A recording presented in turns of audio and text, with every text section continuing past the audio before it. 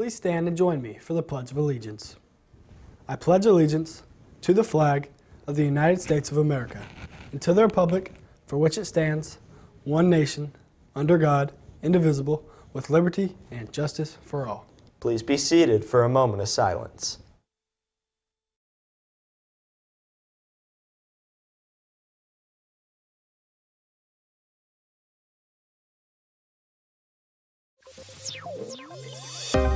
Coming up on this edition of MHS Rewind, we'll take a look at the blood drive that took place at MHS last week and talk about the importance of donating. And we'll take you behind the scenes as the theater department gets ready to put on their new play, Play On. And in sports, we'll take a look at the girls' thrilling senior night victory over Bloomington South and take a close look at the South and Martinsville rivalry as the boys battle the Panthers at South. Good afternoon, MHS. I'm Braxton Dilly. And I'm Cole Meyer. We'll have all those stories and more next on MHS Rewind.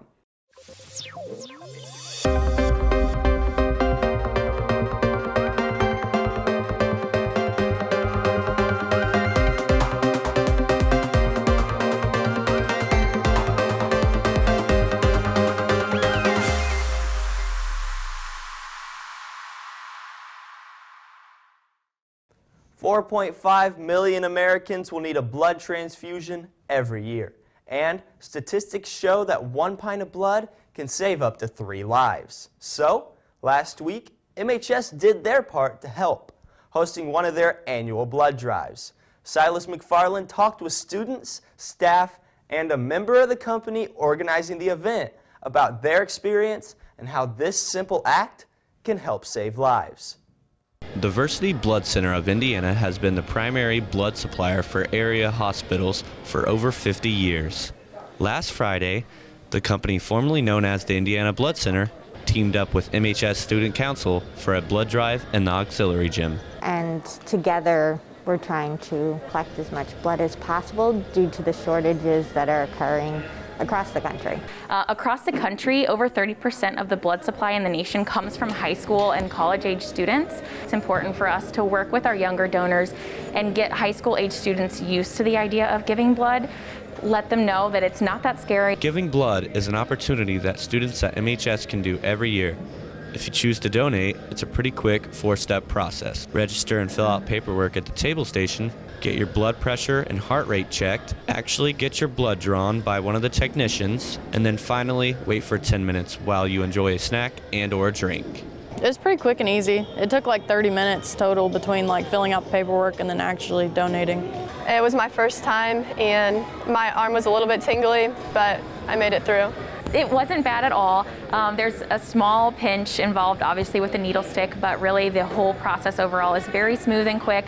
Costello donates as often as she can, up to 6 times a year, and she encourages students and others to do the same. It's a quick process, and it's really important to save patient lives that they get involved and start donating blood for the rest of their lives. They ended up with 29 pints of blood, which is equal to 87 lives saved. They will have another blood drive in the spring. For MHS Rewind, I'm Silas McFarland. The MHS Theater Department is 2 weeks away from the premiere of their new production, Play On. Elias Elsner and Gabe O'Neill provide us a backstage pass to take a look behind the scenes as the cast gets ready for the play about putting on a play. The plot of Rick Abbott's Play On revolves around a community theater group and their struggles trying to produce an ever-changing play. So the first act is set up as a rehearsal where bad things happen. And then the second act is actually the dress rehearsal. And the third act is opening night. There's this illustrious author that keeps changing everything and is making it impossible for the people to do the play, and everything goes wrong. The main humor derived from the play comes from how remarkably similar the dialogue and action are to a real rehearsal process. I think that's the charm in the show, is if you have done anything in theater, especially in community theater, you will find people and places and situations that you have personally encountered. But it's also this caricature version of what actually goes on in a rehearsal, which is what I think makes it so funny. Because like, oh my gosh, I've done that. One other interesting part of the production is how the set and audience factor into the fictional play. The set is gradually completed as the plot progresses, while some characters will be among the audience members themselves. The last time we did it, the audience so enjoyed themselves that people were commenting that they were laughing so hard that they actually hurt themselves laughing.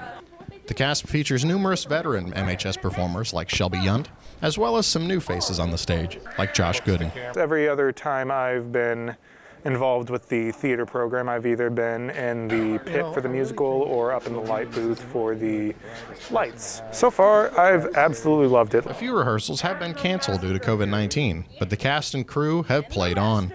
They're done with blocking, done with most of the notes, and most actors already know their lines.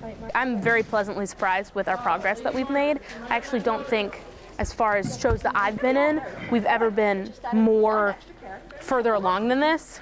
Play On debuts on February 11th, 2022 at 7 p.m., with shows on February 12th at 7 and the 13th at 3. For MHS Rewind, I'm Elias Helsner. Attention all sophomore arties. Today and Monday, we will be accepting nominees for the 2022 Prom Committee. If you're interested in helping the prom sponsors with tasks leading up to the big event on Saturday, May 7th at the Scottish Rite Cathedral in downtown Indianapolis, please come to the office and fill out an application by Friday at 2:40. You will work prom night with the sponsors and the school staff and have periodic meetings during Artie Hour over the next 3 months leading up to the big event. If you need more information, stop by and speak to Mr. Whitney, Miss Wortman, or Mrs. Dorset for details. The winter drumline is practicing for their upcoming competitions. Loud McFarland went to their practice to take a closer look. Winter drumline is an activity with used marching percussion instruments, and we compete and do our show on a basketball court. The Winter Drumline Show combines the elements of music, marching, and theater. My favorite part of drumline is the challenge that comes with it. It's a lot of it's mainly mental, and a lot of it's physical as well, but mind over matter type of thing, and it really pushes you. The drumline practices in a large ensemble room in the John R. Wooden Gym when it's available. Some of those practices have been a little more difficult this year because of COVID. A lot of those COVID restrictions, we had to wear masks every day in rehearsal, and we had like 2 weeks off because 2 people got quarantined. But this year, we've only had some people go out singularly, as opposed to like a whole ensemble. So not as much as last year, but it has affected us a little bit, made things a little bit harder. The Winter Drumline's first competition is in a couple of weeks at Franklin Central. I really am excited because I think we're going to go far this season. The Winter Drumline plans to compete in about 7 competitions and will wrap up their season in March. For MHS Rewind, I'm Loud McFarland. The MHS Winter Guard is about a week away from their first competition of the season. Annie Beers and Serenity Fry went to a recent practice to take a closer look at this year's performance. Color Guard director Lily Weaver says her favorite way to describe Color Guard is not as a sport, but as an art form, a sport of the arts. Because I think sport is too narrow of a definition, and so I think we're using our body to create art and like moving around to create art. And it's a way for me to express myself by giving the kids what they do, but then also watching them take what I give them and make their own thing out of it is also another art form. So we have like equipment to throw. I guess we have flag, rifle, and saber, and we're not throwing like actual weapons. So the people who always ask those questions, like, no, it's not a real sword. It consists of like a lot of dancing though, so we do a lot of like movement-based things. We use ballet techniques and we do other dance stuff, but it mainly consists of just us around the band or in our own winter season. The Winter Guard team is currently prepping for their February events. The team practices around 3 times a week for about 3 to 5 hours in an attempt to refine their show. I love saber, but I hate it at the same time because I had to learn it in like a month before tryouts. Their current recital is called Coven. It is about a group of witches that is basically like, we are going to take over and we're not afraid. It's really consisting of us becoming siblings and really having that connection with one another. The team will get to show off their performance on February 5th at Terre Haute High School, the 12th at Mount Vernon High School, and the 19th at Brownsburg High School. For MHS Rewind, I'm Annie Beers. The girls' basketball team had not played for 20 days when they hosted the Bloomington South Panthers last Tuesday for senior night. And let me tell you folks, it was a thriller in the John R. Wooden Gymnasium. Dylan Roden and Luke Cheatham have the story. It was senior night for the Lady Artesians as they hosted the Bloomington South Panthers. Before the contest started, they honored the 5 seniors and manager in the senior class, made sure to leave a lasting impression on the court. I love playing in front of our fans that come out every night. It makes it a lot more fun, and to know it's one of our last home games as a senior at Martinsville, it was just really fun to play in front of this crowd. I was pretty nervous. I felt like everybody was looking at me. But it's good. I feel like everybody's there supporting. It makes me feel good. The Artesians and Panthers battled all night long as it came down to the wire. With seconds remaining, the Panthers looked to ruin the Artesian senior night when they scored with a late bucket to leave 13 seconds left. The Artesians had time for one last miracle. Well, the original plan was to curl around and get the ball and then drive all the way on the right side for a layup, but they were double teaming me. So then I had to resort to someone else, so I threw to Haley. And she passed it back to Holly, and I just had to get open and take it to the basket.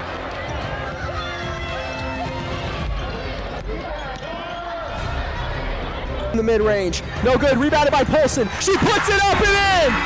The Artesians take the lead with 1 second left. The Artesians held on and defeat the Panthers 42-41. Delaney Wolf led the team with 21 points, followed by Kirsten Moll with 10. In addition to the last shot, Hay Polson came out with 8 points. For MHS Rewind, I'm Luke Cheatham. The win over South was the start of a 4-game win streak for the girls. While the girls started a streak with their win over South on Tuesday, the boys were looking to end a streak when they traveled to South last Saturday to battle their longtime rivals, the Panthers. It's 6 o'clock, just around 2 hours before Martinsville takes on one of their biggest rivals, Bloomington South.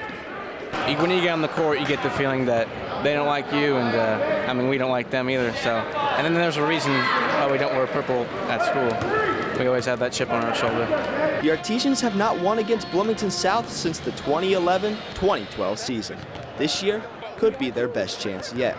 Bloomington South enters tonight at 10-5, but is missing their best player, Brock Kincaid, and no longer has a roster stacked with Division I players. Well, I think this game goes back beyond just a game tonight. I mean, there's been many battles between the schools, and so this is a battle between communities. It's a battle that has a lot of history, and it goes beyond just the 8 to 10 guys in the locker room. It goes many years back. The boys enter the game at 7-7 on the year, after only having 4 total wins in the past 2 years.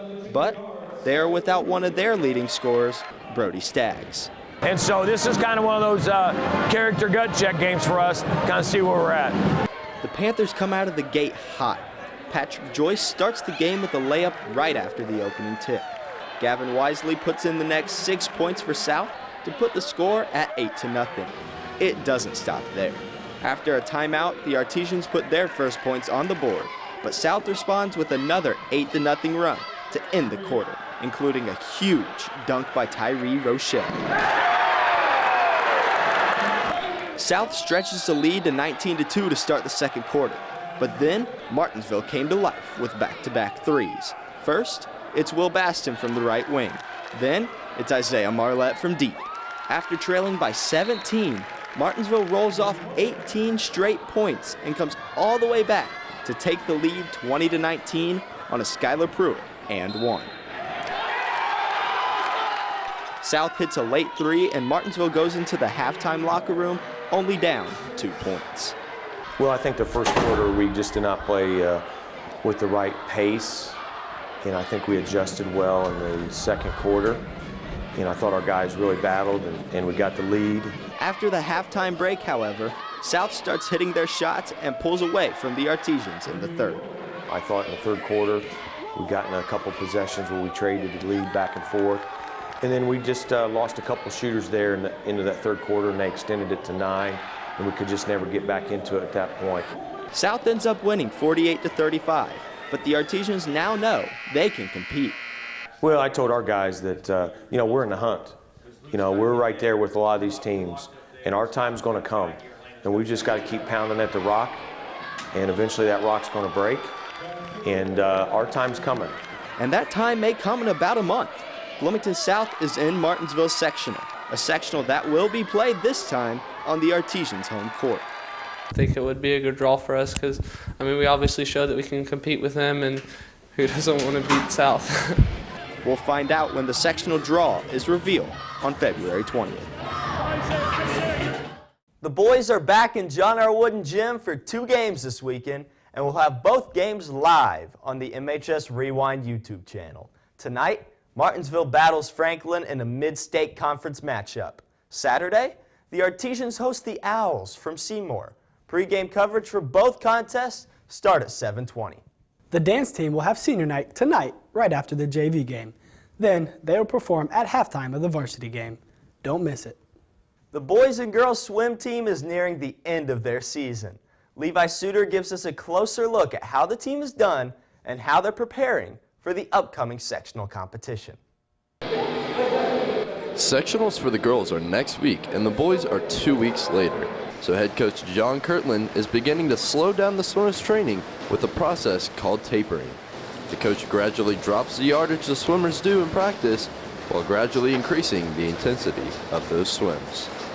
As you do that, kids become more rested, they get more energy, they feel bursts of energy, they begin to really adapt fast twitch muscles, and as they do those things, then they have really improved great swims in 1-2 shots. The team has high hopes for sectional after their success at the Mid-State Conference meet. The Artesians captured 11 top 5 finishes, including Blake Rains and Molly Stout winning the Mid-State champion titles in the 100-meter breaststroke. I don't really know if a goal was to win Mid-State, but that I definitely want to win. I don't want to be beat in the 100 breast, and that hasn't happened yet, so that's pretty good. Stout will have to keep her win streak alive in the 100-meter breaststroke at sectional or swim a state cut time if she wants to advance to the state meet. I'd love to win sectionals. I'd love to go to state. I want to get a new best time in the 100 breast, but that's my main goal. The girls' sectional competition starts on February 3rd at Center Grove High School.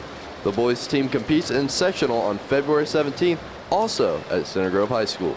Rains, who has won 3 Mid-State Conference titles in the breaststroke and has gone to the state competition twice in that event, took a 7-month break over the summer to work. He says he's back and better than ever. I'm planning on winning, so hopefully I can do that. For MHS Rewind, I'm Levi Suter. The Martinsville wrestling team is winding down their season and looking to score some big results at this weekend's sectional. Martinsville head coach Brian Runyon knows a little something about being successful in the state tournament. He won a state championship for Martinsville back in 2009. So, when his team got off to a rocky start this season, he knew how to turn it around and get them ready for the end of the season. Real young team, but we've picked it up, we've brought it together, starting to change the culture here and build that team aspect. From the start of the season to where we are now, there's a huge difference. It's amazing. Everybody works as a team and wants to be here now, so it's awesome. The team finished 4th at the Mid-State Conference meet a few weeks ago. Trevor Hott led the charge, finishing 2nd at 126 pounds. Trevor Hott, obviously, he's our top 10 guy. He's ranked 8th in the state. Next rankings that come out before sectionals, he'll probably pop into your top 5 or 6 there. He upset a wrestler from Perham Radiant and lost to the number 4 kid in state in the finals. Hott is 16-2 and ready to make some noise in the tournament. I think I've pretty set myself to some standards, some goals, and I went and I've shot for those goals every day. And I'm satisfied with where I'm at, but my losses this year, 2 of them, kind of dread on me, but I use it as motivation. Several other Artesians also wrestled well in the Mid-State tournament. Freshman Evan Hamlin finished 2nd at 145 pounds. Junior Stevie Drake also finished 2nd place at 160 pounds. Freshman Corbin White, Noah Sumner, and junior Nick Crone all finished 3rd. The team starts the tournament this weekend. But I'm really excited to see how everybody does during sectionals and see how far they go. So we want to get our whole team through. We're in a hard wrestling area. Our sectional's tough, our regional's tough, so it's a tough one. Sectionals are at Mooresville. The MHS Gymnastics team started their season a couple of weeks ago. They talked to Destiny Neal this week about how their season's going so far and what their expectations are for the rest of the year. The MHS Gymnastics coach Larry Sachs has been coaching gymnastics for almost 20 years. Last year, the team broke the school record team score and made it into state. Sachs says last year's team was very good. Most of those girls are back this year, and he hopes this year's team does just as well. And we got girls scoring well, and Gabby placed first all around her last meet, so that's a good sign. Gabby Grubb is a sophomore at MHS and has been doing gymnastics for 11 years. My goals for this season is to break the all-around school record. Grubb says her favorite event is beam because of how challenging it is, but her favorite skill is a double back on floor. Two other gymnasts, sophomore Reese Davis and senior Phoenix Woodard, also agree that beam is their favorite event. And my favorite event is beam because I just like to zone out the world and focus on what I'm doing. Woodard has been doing gymnastics for 15 years. Woodard's favorite thing about gymnastics is getting to meet all of the new people that they compete with. Her main goal for this season is getting back into competing because she has been out for an injury since last season. Davis has been doing gymnastics for 11 years. Davis's favorite thing about gymnastics is how supportive their team is and the other teams that they compete with. And my favorite skill is an aerial because it's kind of my signature. Her main goal for this season is to qualify for regionals as an individual. Unfortunately, the team has two girls out right now with injuries, but they should be back February 1st to finish out the season. For MHS Rewind, I'm Destiny Neal. There will be a boys volleyball call-out meeting on Wednesday, the 2nd, during Arty period in Auditorium B. The boys volleyball season will take place in the spring. If you're interested in playing or learning more, join us on Wednesday.